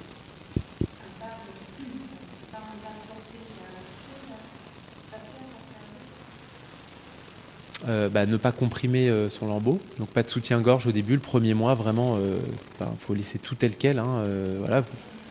Non, rien de rien, vraiment, faut pas comprimer. Au début, ça vit sur 2 vaisseaux, et 2 vaisseaux tout petits, hein, vous les avez vus tout à l'heure. Donc vraiment, au début, voilà, ils étaient très gros, ils étaient grossis x8, quelque chose comme ça. Donc les vaisseaux, ils font 2-3 mm maximum, hein. 3 mm, c'est des gros vaisseaux pour nous, hein. Donc pour le pape, par exemple, souvent, ils sont plus petits que ça. Donc c'est des tout petits vaisseaux, ce qui veut dire qu'au début, le premier mois, c'est rien de compressif. On peut mettre voilà, des vêtements relativement amples, ce qu'on veut, mais ne pas comprimer le sein, ça c'est très important. Puis après, pour le ventre, nous on dit souvent de s'écouter aussi, parce que les mouvements qui font mal, c'est les mouvements qui tirent sur la cicatrice. Et ça, vous le savez mieux que nous. Donc si ça vous fait mal quand vous vous levez, levez-vous plus sur le côté, levez-vous en vous aidant, levez-vous en vous faisant aider. Mais en tout cas, voilà, c'est difficile de déterminer quels sont les gestes qui vont poser problème ou pas. D'ailleurs, là aussi, je pense qu'il faut s'appuyer sur les témoignages de femmes qui ont réellement vécu ça, puisqu'ils vont pouvoir peut-être vous apporter d'autres éléments. Et il y a d'ailleurs un superbe livre en cours de préparation sur le sujet. Mais en tout cas, vraiment, voilà, toutes ces petites choses, ces petites astuces, etc. Effectivement, il faut les ressentir et écouter son corps tout simplement au début, quoi. Sans s'interdire tout et sans se dire qu'on est bon à rester au lit pendant 1 mois. Ça, il faut surtout pas le faire, sinon on aura une phlébite. Alors ça, faut attendre.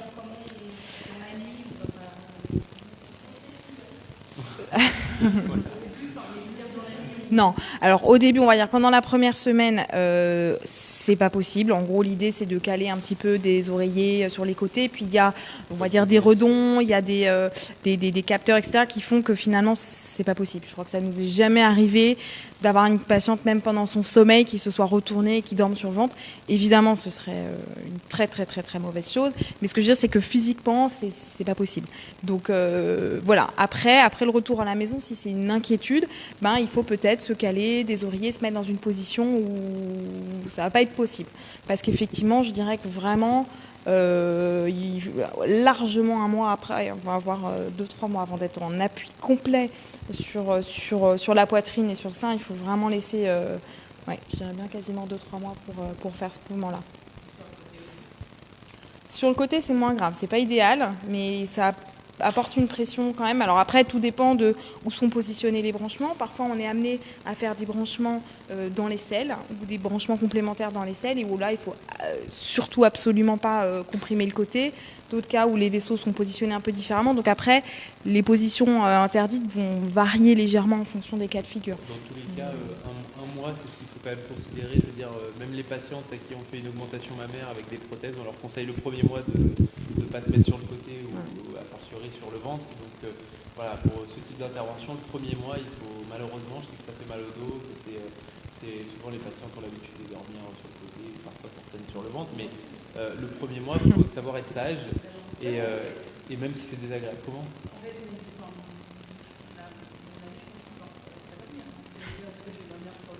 Non, alors je vais vous dire, il y a quand même aussi un élément qui fait que le sommeil ne change pas grand-chose, c'est qu'au départ, on va vous conseiller de dormir un petit peu demi-assis, hein. Pour rester toujours, pour pas tirer sur la cicatrice, faut rester toujours un petit peu plié quand on va marcher ou bien quand on va dormir. Et donc, on va caler des coussins, par exemple, sous les genoux. On va remonter un petit peu le dos avec des coussins ou autres. Donc, à partir du moment où on sera positionné et calé pour avoir le ventre un petit peu plié, il est bien évident qu'on ne va pas se mettre sur le ventre avec tout cet attirail, encore plus à l'hôpital où c'est vraiment le lit qui est positionné comme ça. Et puis sur le côté, c'est pas non plus évident. Donc en fait, vous allez vous caler pour justement soulager au maximum la cicatrice du ventre et faire en sorte, voilà. On parle beaucoup du DIEP, on ne parle pas du PAP. Le PAP, les mouvements interdits, ça va être tous les mouvements de flexion excessive de la hanche. Et donc, par exemple, il faut éviter de s'accroupir, d'aller ramasser quelque chose tout en bas, etc. Donc, voilà, il faut s'imaginer qu'on... C'est de la logique à chaque fois, hein. On ne doit pas tirer sur la cicatrice le premier mois. Donc, il faut faire attention. Elle est fragile, elle est en train de cicatriser. Si on fait n'importe quoi, on peut avoir des petits soucis et des retards de cicatrisation. Donc, si c'est le ventre, il faut plutôt être en avant. Si c'est la cuisse, il faut éviter de faire la position du lotus pour s'étirer le matin en se réveillant. Mais de toute façon, vous n'aurez pas envie de le faire de toutes les façons parce que ça risque de faire mal. Mais en tout cas, il faut s'adapter, on va dire, et bien imaginer qu'on ne doit pas tirer sur sa cicatrice. Donc, on s'adapte à la position de la cicatrice.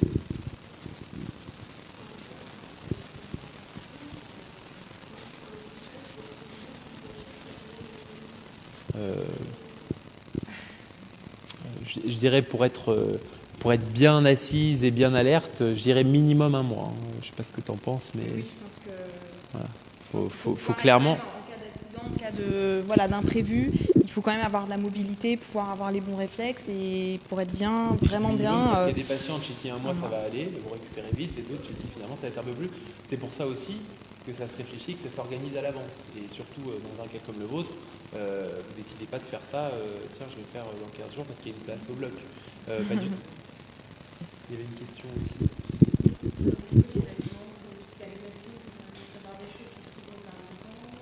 Oui. J'aurais tendance à dire des vêtements qui sont faciles à enlever et à remettre et qui évitent de se... Voilà. Donc rien de moulant, que des vêtements très amples et si possible qui s'ouvrent devant de manière à ce qu'on puisse... Parce qu'en fait, on regarde tout le temps. C'est-à-dire que toutes les heures, il y a une infirmière ou nous qui passons pour faire un Doppler. Donc c'est-à-dire toutes les heures, il faut avoir accès au lambeau, au sein. Donc du coup, il faut quelque chose de vraiment très facile à ouvrir et remettre facilement parce que sinon ça devient compliqué. C'est pas évident pour la première nuit d'ailleurs. Alors, les redons, en fait, il y en a à plusieurs endroits. Il y en a au niveau du ventre et il y en a au niveau du sein. Généralement, on en met 2 au niveau du ventre, 2 au niveau du sein. Parfois, un seul. Bah oui, tant qu'on y est, on draine bien. Je peux rajouter d'autres petits tuyaux aussi parce que souvent, il y a un petit cathéter pour diffuser du produit antidouleur, en fait, sur les sites opératoires. Bref, il y a la perfusion, il y a beaucoup. Il y a une belle petite collection de tuyaux. De perfusion. Donc c'est la sonde de saturométrie dont le docteur Hensinger parlait, c'est-à-dire en fait un capteur qui va être planté dans les tissus, dans le lambeau, pour surveiller son oxygénation. Donc ça va nous permettre de vérifier que la vascularisation se fait bien. Et donc du coup, ça fait un tuyau de plus. Ouais. Ah non, c'est fini, après c'est définitif. Il reste. Non, bien sûr, on l'enlève. En fait, il y a une séquence. En fait, en gros, l'idée de l'hospitalisation, c'est d'enlever tous ces tuyaux le plus rapidement possible pour que vers J5, J6, J7, la patiente n'ait plus rien qui la raccroche à nous et qu'elle puisse rentrer chez elle. Donc dès le premier jour, en général, on enlève la sonde urinaire parce que les patientes commencent à pouvoir bouger et aller aux toilettes. On enlève en général la perfusion après vérification du bilan du premier jour. Et puis les redons, c'est variable. En général, on commence à les retirer au bout du 2e, 3e jour. On attend que les patientes se mettent bien debout pour que les sérosités puissent bien s'évacuer. Et puis tous les jours, on va en retirer un. Globalement, sur tous ces tuyaux, J5, J6, J7, tout est parti. Et vous pouvez rentrer à la maison. Voilà.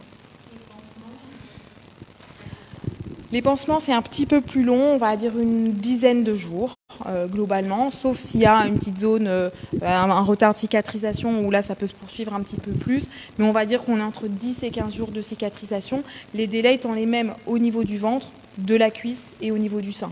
Globalement, la cicatrisation va à la même vitesse à peu près partout. Voilà.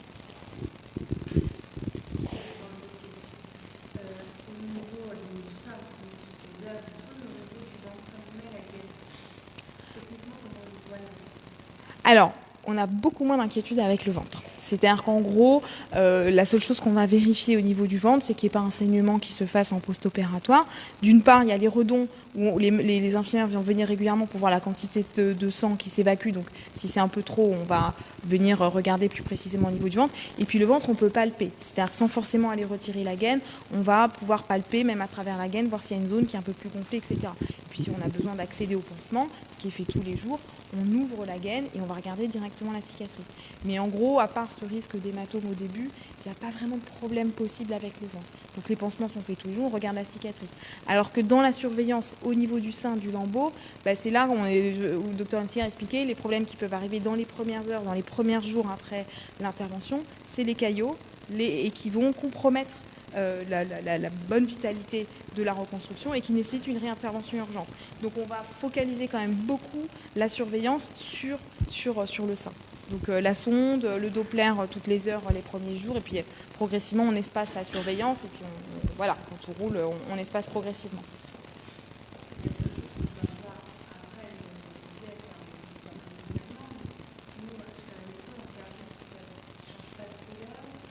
Voilà, c'est-à-dire qu'en gros, comme disait le docteur Ansinger, en gros, passer la première semaine à partir du retour à la maison, on peut considérer que globalement, c'est bon.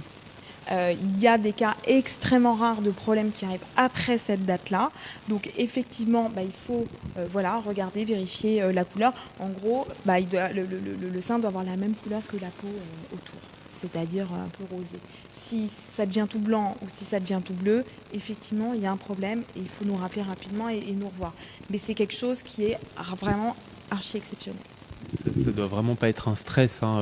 Vraiment, quand vous rentrez à la maison, quand vous regardez, bien sûr, vous allez observer, mais il n'y a plus de surveillance, hein. On ne va pas vous dire regardez 3 fois par jour, parce que c'est tellement rare que ça n'a aucun intérêt et aucun impact. Parce que de toute façon, c'est des choses qui sont exceptionnelles. Donc voilà, on considère quand vous êtes retourné à la maison, c'est fini. La reconstruction s'est bien passée. Et maintenant, on envisage la cicatrisation, les soins par des infirmières. Et vous revenez nous revoir pour nous montrer les cicatrices et pour qu'on envisage la suite de la reconstruction.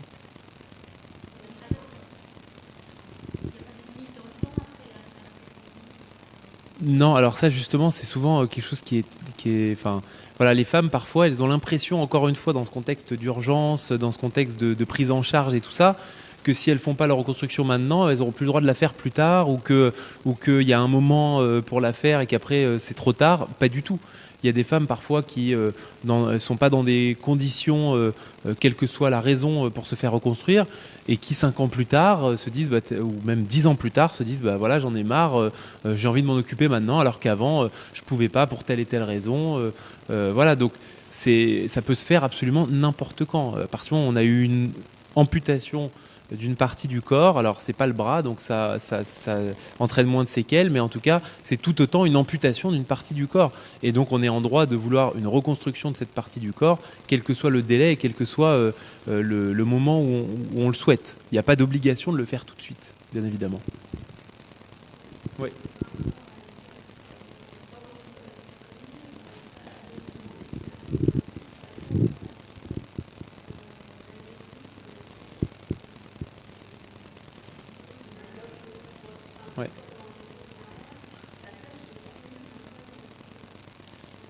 Justement, alors c'est ce qu'on a pu mettre en place aussi, toujours dans l'idée du confort on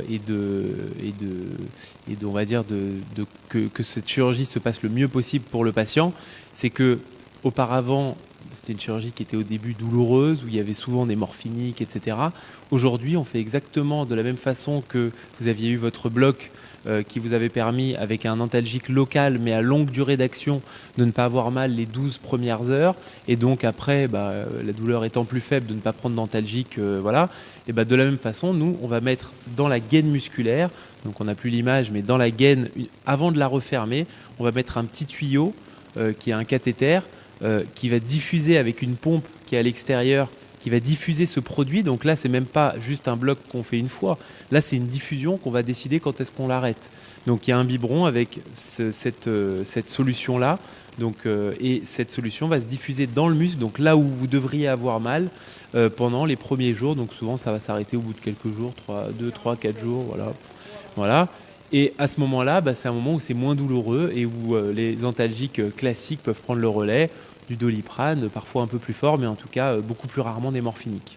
Après, la douleur, il faut savoir aussi que ça dépend beaucoup de la sensibilité à la douleur, que chaque personne est très très inégale devant la douleur, et que cette inégalité, elle fait que pour la même opération, certaines patientes qu'on a pu opérer qui avaient zéro douleur, qui n'ont pratiquement pas pris un antalgique, et d'autres pour qui on a dû mettre en place de la morphine les premiers jours parce que le vécu de la douleur et même l'intensité de la douleur est très différente d'une personne à l'autre.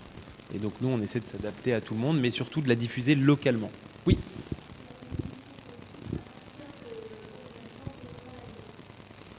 Alors, à partir de combien de temps on peut travailler? Alors,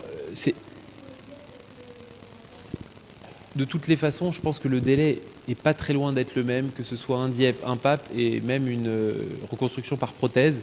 Les délais sont assez classiques. Ça va être un délai de 4 à 6 semaines globalement. Ça, c'est l'arrêt de travail qu'on fait initialement. D'accord? Minimum, voilà, c'est ça.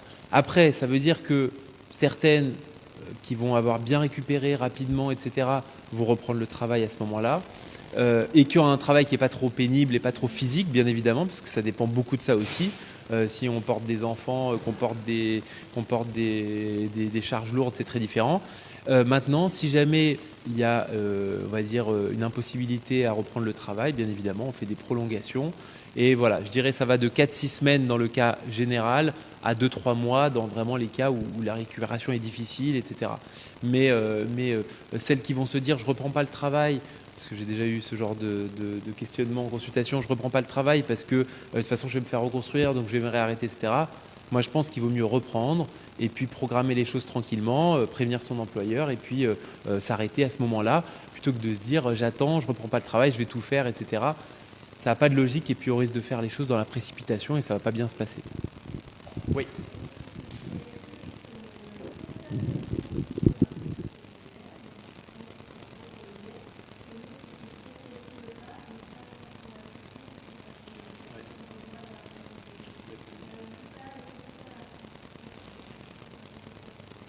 Alors oui, c'était effectivement une bonne question et c'est une question qui revient de plus en plus. C'est-à-dire que oui, on peut tout à fait switcher de type de reconstruction. C'est-à-dire une patiente qui avait démarré une reconstruction par prothèse qui ne va pas finalement bien se passer ou en tout cas qui ne va pas apporter les résultats escomptés. Ça peut être pour des problèmes de complications parce que la prothèse s'est infectée, parce qu'il y a eu une coque. Ça peut être pour des raisons fonctionnelles. C'est-à-dire parfois il y a des patients qui viennent qui ont un joli résultat avec une prothèse mais qui sont gênés, qui ont l'impression d'avoir un sein froid, qui sont gênés dans certains mouvements, etc., qui ressentent la prothèse comme étant un corps étranger, qui ne s'y font pas, et qui du coup, même en ayant un résultat qui est vraiment correct, vont souhaiter autre chose comme type de reconstruction. Et on a de plus en plus ce type de cas, on appelle ça la reconstruction tertiaire. C'est-à-dire vraiment, c'est une reconstruction après la reconstruction. Et en gros, on peut tout à fait, quand il y a une bonne indication, alors c'est valable pour le diabète, c'est valable pour le PAP aussi, on va finalement enlever la prothèse. Généralement, on enlève aussi la capsule, les tissus autour de la prothèse qui peuvent être responsables des divers problèmes et remplacer la prothèse par les tissus du DIEP ou du PAP. Quand l'enveloppe de peau autour de la prothèse était bien, une belle peau saine, à ce moment-là, on va ce qu'on appelle désépidermiser le lambeau, c'est-à-dire qu'on va enlever la peau du lambeau pour garder que le noyau de graisse et remplacer le volume avec le lambeau qui est dans l'enveloppe de peau.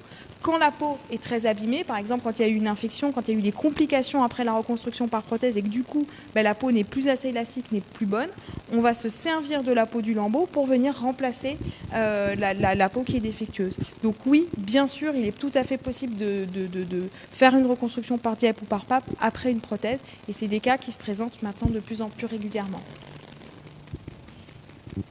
Si les questions sont terminées, on va vous inviter à boire un petit quelque chose et manger un petit morceau parce que la soirée a été longue. On peut continuer à discuter bien évidemment et surtout on remercie toutes les personnes qui ont participé par leurs commentaires, par leurs questions et qui ont pu visionner cette réunion d'information. J'espère très sincèrement qu'elle aura été utile, qu'on a essayer de répondre justement aux questions qui ne sont pas assez abordées habituellement et on reste toujours à votre disposition pour répondre à tout le reste. Et l'association RS Dieppe qui a très gentiment et très bien organisé cet événement est toujours disponible. Et enfin moi, ça fait maintenant longtemps que je les suis, qu'on travaille ensemble sur certains projets, etc. Et vraiment, ils font un travail remarquable d'information, qui n'est pas une information médicale, qui est vraiment une information à côté, qui est issue des patientes qui ont vraiment vécu cette intervention et qui peuvent répondre, elles aussi, à beaucoup de questions auxquelles nous, on peut peut-être même pas répondre parfois. Voilà, et les questions pour le pape, vous pouvez aller sur le site, revisionner la vidéo. C'est vrai qu'on ne peut pas tout faire et qu'il commence à être un petit peu tard et voilà, et certaines personnes commencent à partir. Donc n'hésitez pas à aller retrouver ces informations sur le site RS Dieppe ou bien avec votre chirurgien en consultation. Bonne soirée à tout le monde.